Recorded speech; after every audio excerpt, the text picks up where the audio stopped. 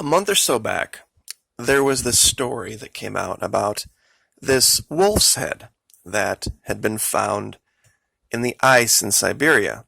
Apparently, the ice had melted and this thing was discovered.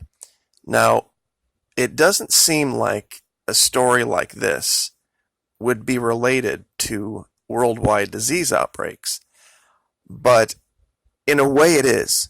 And in today's video, I would like to put those puzzle pieces together because I think we have figured out something about this outbreak of Ebola in Africa and what it means for the worldwide outbreak scenarios that we're seeing everywhere with measles and dengue and all sorts of other different things.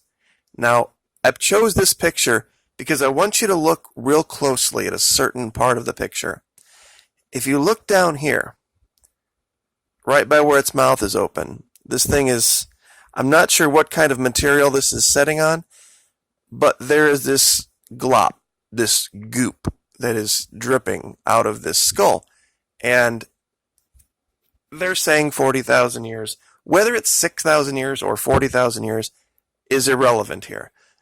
The point is that it's thousands and thousands of years old, perfectly preserved, the good and the bad. Who knows what killed this thing, and who knows what viruses were floating around back then. There is a massive, massive heat wave going on across Europe right now, setting all sorts of records. This is a heat map from France. 113 degrees in southern France, actual air temperature, not heat index. 4,000 schools have been closed. 45.1 degrees Celsius, which is incredibly, incredibly hot. Now we also see this, and this is from today. Ebola cases near 2,300 as virus returns to earlier hotspots. Now, how could that be? If they've gone in and they've vaccinated everybody and they have pretty much gone through it, how could it be coming back? I've posed the question. People have said, well, the initial people who got it from animals or eating bushmeat. Okay, how did the animal get it? I've made allegation that it might be in the water, which would make sense for how it could possibly resurge in an area where they thought they had everything covered. And as much as they are trying to get people to trust the vaccine, I think people are realizing there's something more going on here. Now, you can speculate about the vaccine itself, but it's chicken and the egg. Now, here's the part that's really important. This is a picture of New Zealand. Even some of the most tropical places have mountain ranges. And these mountain ranges are at very high altitudes, and they are ice covered year round, or at least historically they have been. This year we have been seeing record amounts of melt. There are things being discovered in the ice that hadn't been seen previously. That's what takes us back to our wolf's head. Who knows what could be in the atmosphere now? Because these viruses, some of them, live in water droplets, microscopic water droplets. And then as that humidity gets transmitted around the globe on the winds, it only takes a small colony to find a place with just the right circumstances to grow. Now, this is the map from a global incident map. And as we're seeing, almost all of the disease outbreaks, the large ones, are in very warm, very humid environments. We don't see much up in Canada. We don't see a whole lot, even though they discovered the wolf's head in Siberia. You don't see these massive outbreaks. but it's everywhere, and we've got the pig Ebola. There's even a case of anthrax in Texas. And we're seeing this large bloom of viruses. And I believe, my humble opinion, that it has to do with the heat and the humidity. These viruses are coming back to the surface, having been trapped in ice over thousands and thousands of years. And now with the record amounts of heat and humidity, they're getting put back into circulation. Now, why do I say that about the specific thing with Ebola in Africa? Let me show you something from Google Earth Pro. This is the area of the Congo where this first was reported. We have, Beni, Butembo, the infamous Catholic parish of Mangina. But over here to the right, this is Beni, this is Butembo, Mangina is up here somewhere. There is this thing that you can, a box you can click that says global awareness. And you're not going to believe this. Most people wouldn't correlate glaciers with Africa. But there are these, literally right on top of where this outbreak is, there are these, what they call the Rwenzori glaciers up in the mountains that are melting at an incredible rate. Now think about that for a minute. There are glaciers literally right here in the middle of Africa, the interior, that are melting. Would it be too much of a stretch to think that if there were viruses, maybe thousands and thousands of years ago, they had caused the same type of problem, the same types of plagues that nobody knew how to identify back then? And then as temperatures got colder, all of that viral contagion got trapped up in the ice, and then layers of ice on top of it, and it went away. And now with the heat and the humidity circling the planet right now, it's melting and things are coming back to the surface. And I wanted to share something with you about measles that I didn't even know. Let me find it here. Okay, this is from Vox talking about the measles outbreak here. The measles virus is indeed one of the most infectious diseases known to man. A person with measles can cough in a room and leave, and hours later, if you're unvaccinated, you could catch the virus from the droplets in the air the infected person left behind.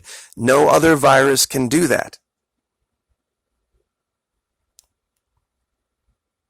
And this is from WebMD. That warmer temps, and here they were talking about Zika specifically, but it speeds this type of infectious disease spread. The stuff that is, while Ebola isn't what they call ciliated, I'll use that term again, C-I-L-I-A-T-E-D, meaning that on the body of the virus there are these little tiny, basically for lack of a better term, wings that allows it to fly in the air. Technically it's not, they say it's not airborne because it doesn't have that, but it can live in water droplets that are lighter than air and that can float all over the place. And we are seeing dengue kill more people now around the world. It's killing people in France. The measles many, many years ago used to kill people, but it hasn't in a long time, and all of a sudden it is now. And this is also happening in that same region, in the DRC. So if there ever really were any type of rolling brownouts or lack of the ability to cool and dry the air that you're around, that would put you in an incredibly compromised position. So I would like to add something today to my recommendations for avoiding, or at least doing what you can to mitigate. I've never told anyone, quit your job. Never told anyone, go hide under a rock. The plagues are coming. It's going to kill everyone. I've never said that. But I have said respirators, N95, if you have to be in groups of large people, especially in areas where it's humid or stuffy, where you're all breathing the same air. Hand sanitizers that can kill viruses. Gloves, good idea. What I would like to add is mosquito control, and this is just a stock picture of that. There's all sorts of different things. There's citronella, there's electronic devices, there's foggers. Of course, mosquitoes, biting someone and taking that blood and biting someone else definitely transfers viruses of all kind. But also, and this is a cheap one, do whatever you can to make your area as dry as you can. This is a stock picture of I guess it's called dry out. It's something you put in your closet to keep mold and mildew from forming. And the only warning I'll give with dehumidifiers is this. Yes, it pulls the humidity out of the air, but then it also causes a reservoir to, it's a place where that moisture has to have a place to go.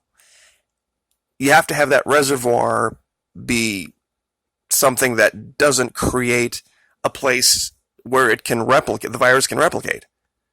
If it is pulling it out of the air, you've got to make sure that reservoir has some type of a disinfectant property to it. Like, I don't know if it would mean putting some type of a virus killer in the pan, especially when you're handling the filters. Those are great places for viruses to get caught up. This picture is in a bathroom. Great place for viruses to grow and to propagate. So the idea that there is I guess for this video, there's a melting glacier, Rowanzori Glacier, literally stone's throw from where this all started, this Beni Betembo Mangina place, I don't think is any coincidence. I think honestly, what's going on this year is a result of the heat. It's a result of the humidity and things getting brought up from thousands and thousands of years ago that we just didn't know were there and getting transmitted around the globe. When you see the outbreaks, when you see where it's happening, that it's so many different diseases all at once. It's got to be something that these diseases are finding a way to flourish this year more so than they have in the past. And what are the conditions?